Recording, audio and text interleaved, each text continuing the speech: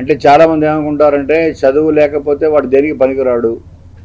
అంటే ప్రతి వాళ్ళు ఇప్పుడు క్లాస్ ఫస్ట్, యూనివర్సిటీ ఫస్ట్, జిల్లా ఫస్ట్, స్టేట్ ఫస్ట్ ఒకటే రాగలడు కదా. మిగతా వాళ్ళందరూ చేతకాని వాళ్ళు అంటే ఎట్లా?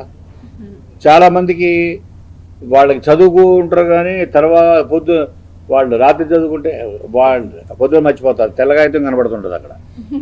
రాత్రి చదువుకుని గుర్తుండదు. ఈ అమ్మాయి అంతే, ఏం గుర్తుండదు. అయితే వాళ్ళకి వేరే టాలెంట్ ఇస్తాడు భగవంతుడు. చాలామంది మీరు చూస్తే super stars, musicians, singers, including మన పవర్ స్టార్ ఇంటర్మీడియట్ తాపేశాడు. అంటే మరి తను చూస్తే మరి ఇప్పుడు రాష్ట్రాన్ని శాసిస్తున్నాడు. సో చదువు ఒకటే కాదు, ఒక కులమానికం, ఒక మనిషి టాలెంట్ని గుర్తించడానికి, అతనిలో శక్తి సామర్థ్యాలను చెప్పేది చదువు ఒకటే కాదు. ప్రతి భగవంతుడు ఏదో ఒక టాలెంట్ ఇస్తాడు మనందరికీ.